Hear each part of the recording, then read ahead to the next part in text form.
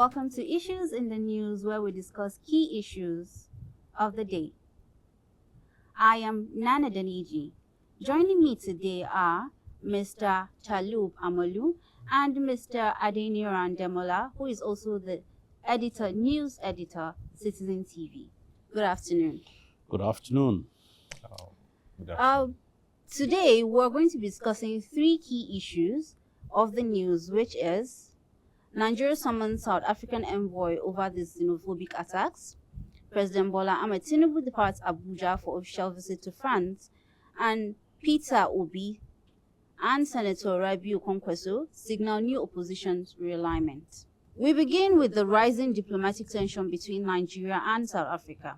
On Saturday, May 3rd, Federal Government of Nigeria, through the Ministry of Foreign Affairs, summoned the Acting High Commissioner of South Africa to Nigeria in Abuja following renewed xenophobic attacks in South Africa.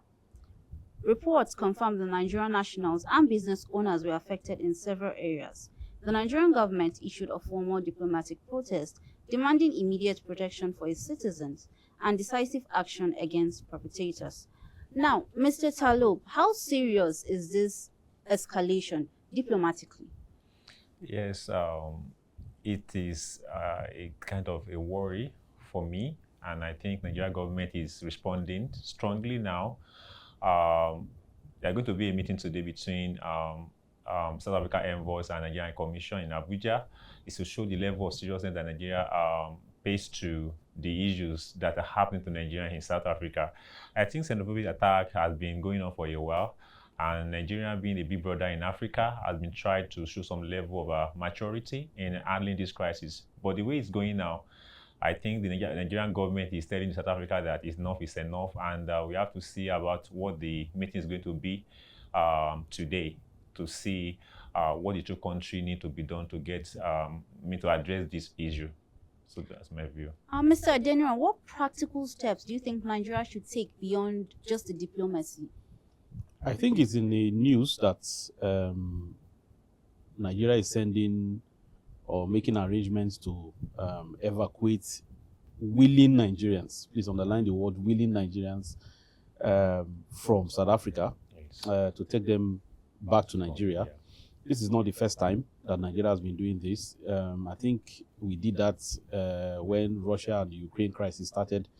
And I think under former President Goodluck Jonathan, we brought some Nigerians from Libya, just about the time when Gaddafi regime was falling or fell. It is sad that historically we don't look at how far Nigeria has gone for, or rather, let me rephrase that. Historically, South Africa is not looking at the brotherhood extensions that other African countries, most particularly Nigeria, has done for them in the past. I could recall that, even though I wasn't born at that point, that in history, Nigeria had to boycott the Olympics in 1976 in Montreal, Canada. Our athletes were already in Canada, and then we had to send planes to go and bring them back to show that we are against apartheid in South Africa. This same South Africa is standing against oppression in Palestine. And it is sad that we are seeing their South African citizens perpetrating the same kind of injustice on fellow Africans. They don't even call it xenophobia anymore, because they are not attacking any other race except Africa. Just Africa. And it is called Afrophobia now. Okay. So we have a phobia for Africans, and the claim that Africans are taking their jobs. I mean, it's a social issue where there is an argument on both sides. Now, whether I will call this act of terrorism, I'll call it terrorism, because when you attack people, you are chasing them away from their livelihood. Africans against Africans. Africans, and there is violence to it. We've lost 2 Nigerians, 4 Ethiopians have died. Ghana is speaking about it. Zimbabwe is speaking about it. Zambians are speaking about it. So it's a form. There's a form of like a for against argument. If you look at it, is there really a crime situation where foreigners are causing crime, or fellow Africans are causing crimes in South Africa? There's a case for that, but Is the violence meted out on them the solution to it? No. That's where I think South Africa government has to do something. Sorry. Finally, to finish, I don't think the South African government have done enough.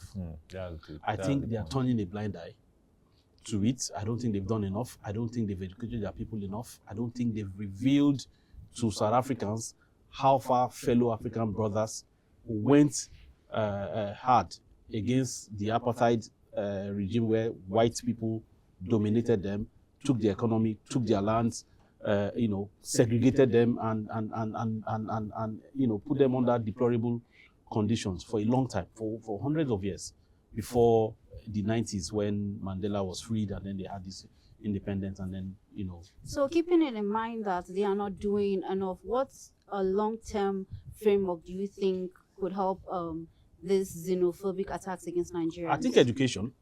I think they need to take the campaign to the suburbs, or more than the suburbs of South Africa. They should permeate the historical context of how South Africa fought for independence. Let's put it that way, because I remember very well as a schoolboy in the 90s that they had to ask Nigerians, I'm talking about school children now, in schools, to pitch in their little naira, 1 kobo there, 10 naira there, 5 naira there, 50 kobo there, to package together to send to South Africa to fight against appetite. So if Nigerians speak passionately about this, it's because some of us were aware of this in the 90s. That happened. So I think South African government should do more than, they should expose, they should even play, use the media to educate South Africans, to tell them that, look, even if this is happening, you shouldn't take jungle justice into your hands and then start attacking people. I think they should create a commission as well. South Africa should create a commission for this, whereby wherever or whatever agreement they have, they should go and report it to that commission to resolve it, rather than take laws into their hands. Okay, so Mr. Talube, I believe you had something to say. I have something to add to what Mr. Adina just said. I think, first of all, education is very key in orientation going to give to South Africans, because I think some of these guys that are doing this are not students of history. Maybe that time the appetite that were happening, they were not aware. Educated. Yes, they were not properly educated, and they were not aware of contribution that country like Nigeria made towards them, setting them free from apartheid. I think the first thing that government needs to do is to please invest in education of South Africans about the roles that Nigeria and other African countries play in and other African countries as so well. that is point one. Then point two is that initially there were concerns that most of the Africans that they were being attacked were doing kind of illegitimate activities in South Africa. But if you go online and see social media, you see that even those Nigerians that are even doing their legitimate businesses,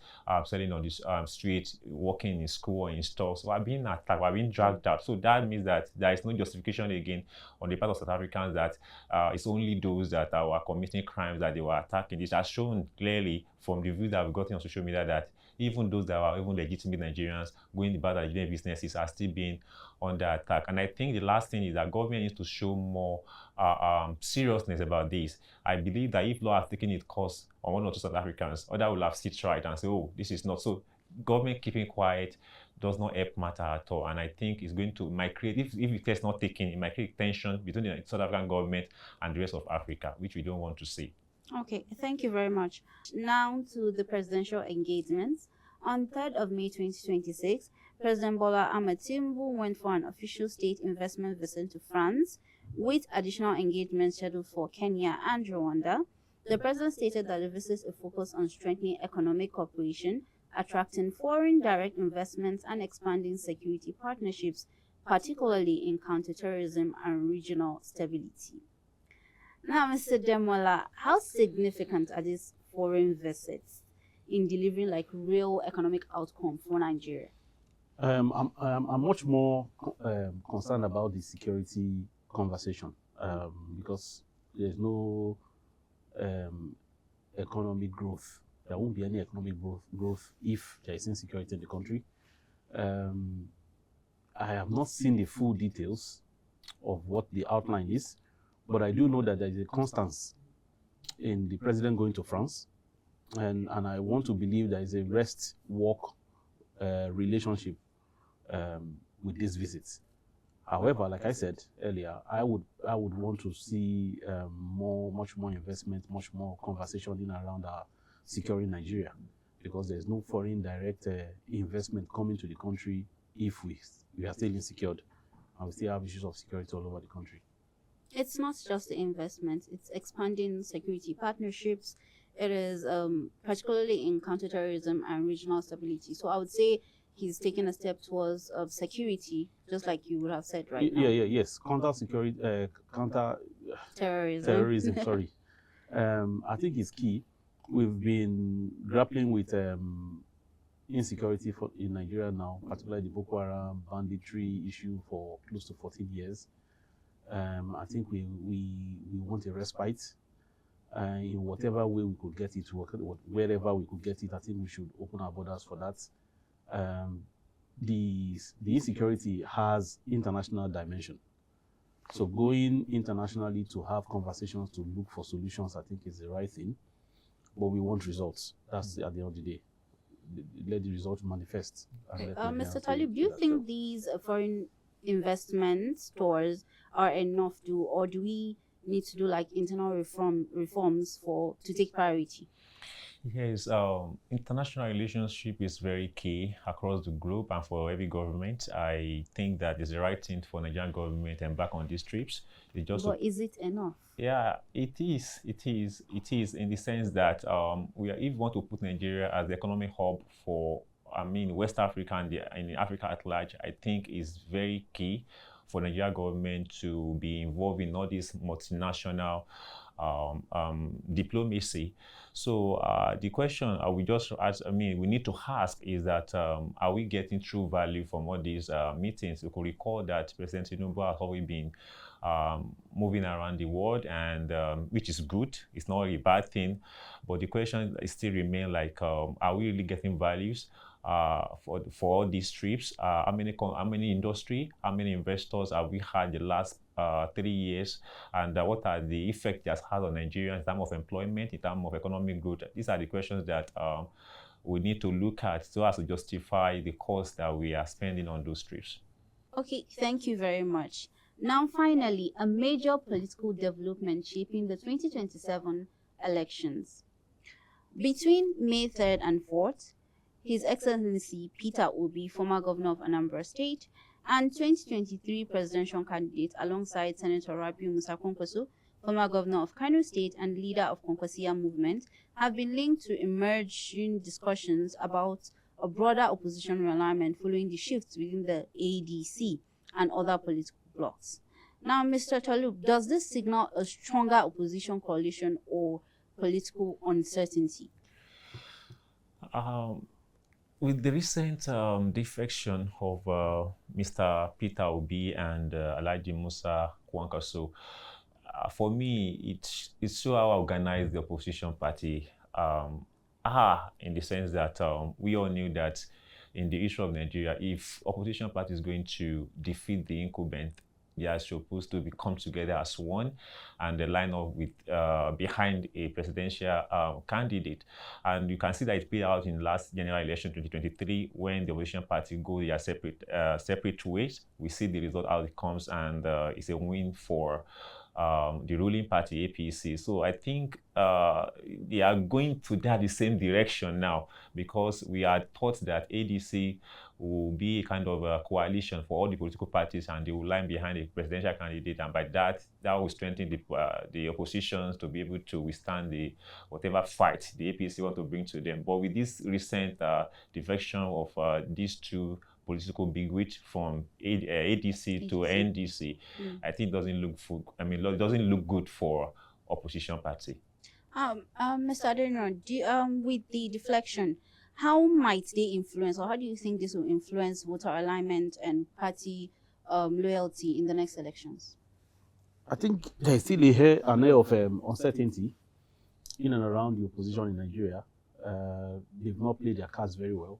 The same issues that they've had within the PDP, and then they moved on to the ADC, yes. And then you have people leaving Labour Party coming to the ADC.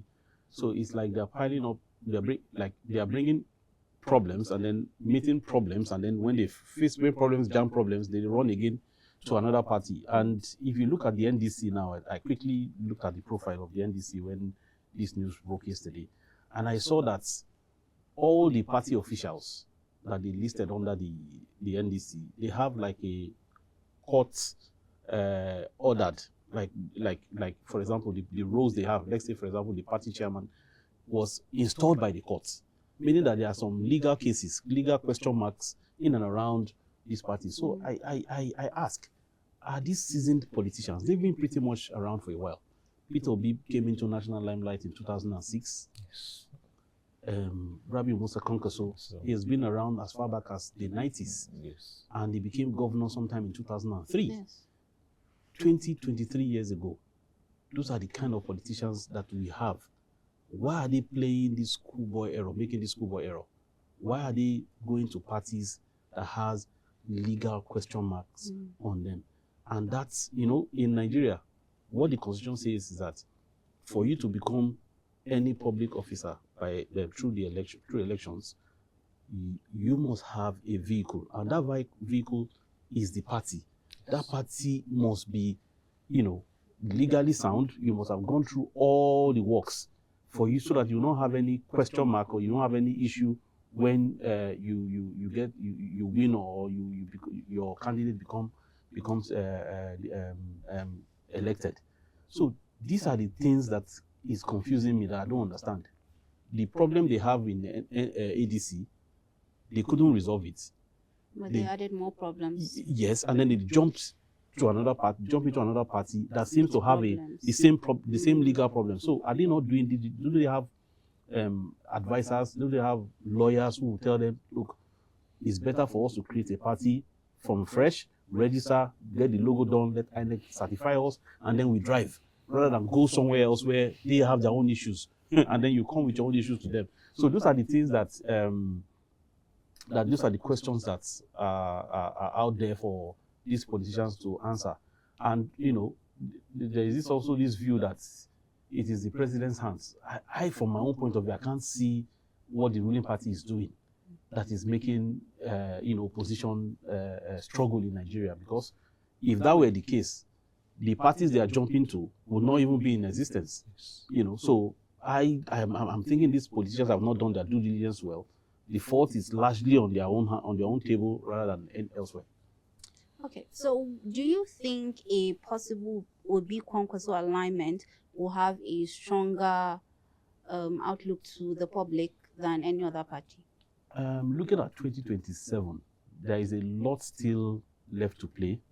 It will be it will be foolhardy to say, okay, so based on what's on ground, would this serve as a strong opposition against the ruling APC? Well, what I think is, for Kwankwaso, I think he's playing the long game. He's a smart, wily politician. He's quite smart. He's looking at power going to coming to the north in 2031. And in the north, I don't think any politician has a strong hold in terms of bloc movement, political movement, as much as Kwankwaso has. So he is willing to stoop to conquer by, being under Obi to garner support from the southeast, so that when 2031 comes, he can say, you know what, I supported you, you guys should support. But from what I can see at this point, it will be a monumental task for the opposition to upstage what is on ground now. Because if you look at the APC, they seem to have managed themselves very well.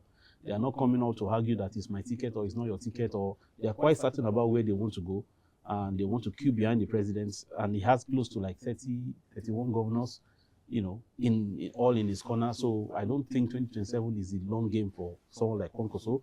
But for Peter Obi, I think he might just be playing his last card.